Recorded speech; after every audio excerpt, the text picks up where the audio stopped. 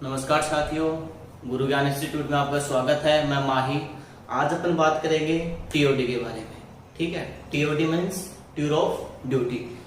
आपने पहले भी सुना होगा इसके बारे में, पिछले 2 साल से इसके बारे में डिस्कशन किया जा रहा है। जो विपिन रावत है, ठीक है, अपने सीडीएस थे विपिन रावत, उन्होंने भी इसके बारे में बताया था, जो टीओडी इसके बारे में।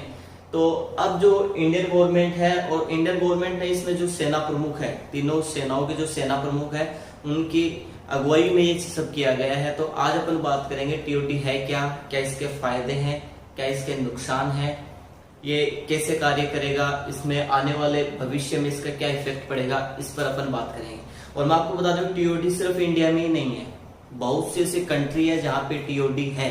ठीक है, तो आज अपन उसी के बारे में डिस्कस करेंगे। आपको पता है जो इस टीओडी आने के बाद में जो हाल है, जो देश के विदेश में जो चर्चाएं चल रही है टीओडी के बारे में, ठीक है, पाकिस्तान तक चर्चा, आपको पता है जो इंडिया में चीजें होती है उसमें पाकिस्तान तक चर्चा जाती है। ठीक है, तो पाकिस्तान से जो भी मैसेज आए उसको आप सीरियस मत लेना। ठीक है, जो हो रहा अपने भारत में और उस हिसाब से देखेंगे अपन। जो अपने सीडीएस थे, श्री जो स्वर्गीय विपिन रावत जी, उन्होंने कहा था कि भारतीय सेना नौकरी का जरिया नहीं है, ये एक सेवा का जरिया है, इसको आप रोजगार की तरह नहीं देखें। तो अभी अपन बात करेंगे ये टीओडी क्या है। टीओडी में आपको बता देता हूं कि जो भारतीय जो इंडियन गवर्नमेंट है, उन्होंने क्या किया है, टूर ऑफ ड्यूटी, टीओडी की फुल फॉर्म है टूर ऑफ ड्यूटी। उन्होंने क्या किया है कि एक योजना निकाली है जिसका नाम है अग्निपथ। ठीक है, अग्निपथ, जो एक जिसे अपन जैसे आर्मी की भर्ती होती थी, नेवी एयरफोर्स, उसी टाइप से ये है अग्निपथ। और इसमें जो छात्र जो पास होंगे उसका नाम होगा अग्निवीर। ठीक है, तो अपन आज उसी के बारे में बात करेंगे। इसमें क्या होता है कि इसके फायदे भी देखेंगे, इसके नुकसान भी देखेंगे, क्या क्या इसमें इफेक्ट पड़ने वाले हैं। तो मैं आपको बताता हूँ, ये जो है इसमें आप अगर आपने एग्जाम फाइट कर लिया तो इसमें आपको 4 साल तक आप भारतीय सेना में काम करेंगे। 4 साल तक आप भारतीय सेना, अगर 100 स्टूडेंट ने सिलेक्शन लिया उसमें, तो उनमें से 25 स्टूडेंट जो है वो आगे के लिए भी जाएंगे। जैसे पहले जो सेना में भर्ती होते थे वो जाते थे, उसी टाइप से जाएंगे। और जो 75% है वो क्या है, 75% के साथ क्या है कि वो रिटायरमेंट हो जाएंगे। ठीक है, रिटायरमेंट हो जाएंगे। तो अब रिटायरमेंट, उसमें जो फैसिलिटी है वो क्या क्या मिलेगी आपको मैं बता देता हूँ। आपने सभी ने देखा होगा, आप स्क्रीन पे देख पा रहे होंगे फैसिलिटी क्या क्या मिलेगी। इसमें जो सैलरी है वो आप देख पा रहे हो, स्क्रीन पे क्या है क्या नहीं है आपको दिख पा रही होगी। सैलरी अलग अलग ईयर में अलग अलग होगी। इसमें 30,000 से लेकर 40,000 तक इसमें सैलरी है।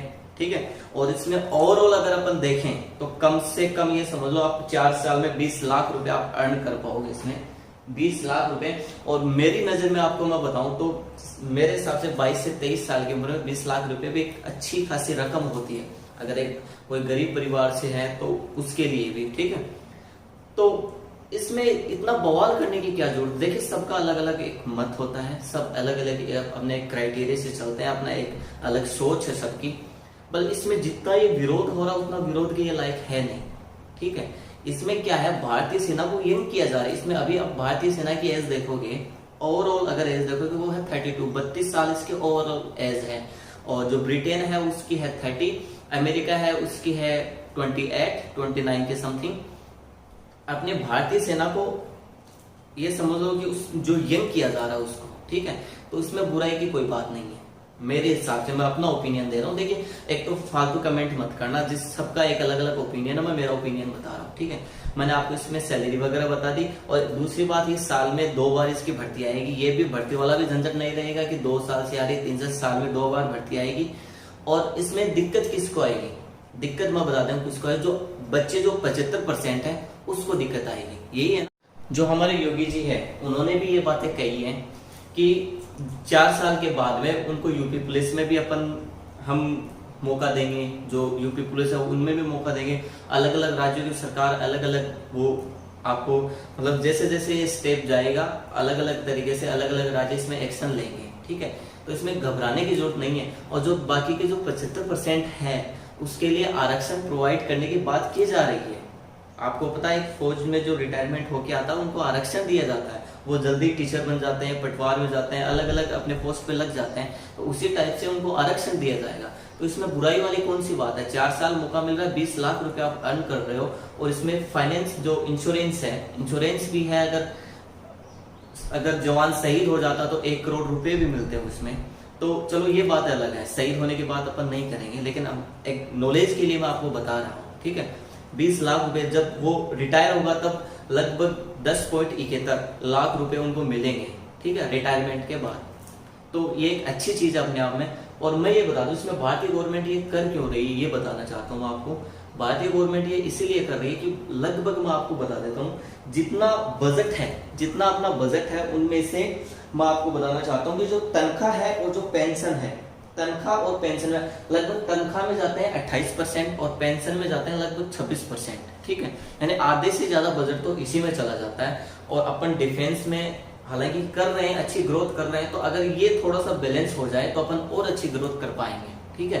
तो ये भारतीय जो गवर्नमेंट है वो इसी को देखते हुए कुछ जो एज है वो यंग करना चाहती है, जो थोड़ा मिलिट्री है वो उसको स्ट्रॉन्ग करना चाहती है, और अलग अलग वो एक जैसे अलग अलग कंट्री है उसी टाइप से अपन भारतीय गवर्नमेंट में एक स्टेप ले रही है। और क्या पता आने वाले टाइम में एक स्वर्णिम एक फैसला हो, तो इसका विरोध मत करिए। मैं आपको बताऊं, अगर इससे आलोचना आपका करने का अधिकार है। आप संवैधानिक रूप से आपको ये कोई अधिकार नहीं है कि आप गवर्नमेंट की जो चीजें हैं, जो आपने ट्रेनें चला रहे हो, आप चलती बस में जो पैसेंजर्स बैठे हैं, सवारी बैठी है, उस बस को तोड़फोड़ कर रहे हो, तो ये क्या हो रहा है? अपनी पैसे अपनी जेब से लगते हैं वो पैसे, ठीक है। तो इसकी रिस्पेक्ट करिए। जो भी आपकी समस्या है उसको गवर्नमेंट सोल्व करेगी, और आप संवैधानिक तरीके से आप इसका प्रदर्शन जो आप विरोध कर रहे हैं वो करिए, ठीक है। अब इसमें क्या होता है कि अगर अपन देखें तो इसमें पहले क्या होता था, जैसे गोरखा रेजिमेंट्री थी, ठीक है, जाट रेजिमेंट्री थी, अलग अलग क्षत्र और जातों के हिसाब से वो एक रेजिमेंट बनाया जाता था। वो अब रेजिमेंट्री खत्म हो जाएगी। जाट वाला राजपूत रेजिमेंट ज्वाइन कर सकता है, राजपूत जाट जो वो रेजिमेंट है वो ज्वाइन कर सकता है, मतलब सब सेम होगा, ठीक है। इसमें अब जो क्षत्र और जाति के हिसाब से जो रेजिमेंट्री होती थी, जैसे गोरखा होती थी, वैसे अब कुछ नहीं होने वाला है, ठीक है। ऑल इंडिया रैंक के आधार पर ये बताया जाएगा। अब मैं आपको बताना चाहता हूँ कि जो मेन चीज मैं आपको बता रहा था, जैसे 25% का आपको पता भविष्य सिक्योर है, ठीक है, सिक्योर है। आप समझ रहे हो कि 25% का सिक्योर है, तो ठीक है, सिक्योर है। लेकिन जो 75% है उनको सुविधाएं मिलेगी मेरे भाइयों।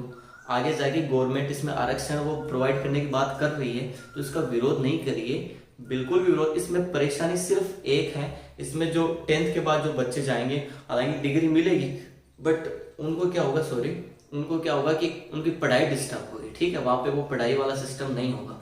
दूसरी चीज है कि इसमें बच्चा स्किल्ड भी होगा, एक अपने आप में एक परिपूर्ण होगा इस चीज में। लेकिन अगर स्किल्ड के अपने जो भारतीय जनता ना वो स्किल्ड वगैरह ये फायदे नहीं मानती है, ठीक है। तो अब इंडियन गवर्नमेंट इसमें नेक्स्ट क्या स्टेप उठाती है वो देखते हैं। बट मेरी नजर में ये इतना बुरा नहीं है जितना बुरा इसको बनाया जा रहा है, अलग अलग पोस्ट किए जा रहे हैं, कमेंट किए जा रहे हैं। ये इतना बुरा नहीं, इसको आराम से ध्यान से सोचें तो शायद मेरे हिसाब से समझ आ जाए। धन्यवाद आपका वीडियो देखने के लिए, बहुत बहुत बहुत बहुत धन्यवाद। और आपको मैं बता दूं कि मैं लेट आया हूँ, काफी टाइम से मेरे वीडियो नहीं आ रहे थे इसी वजह से, क्योंकि मेरे भी एग्जाम वगैरह चल रही थी। तो अब कंटिन्यू रहेंगे। जय हिंद, वंदे मातरम, भारत माता की जय।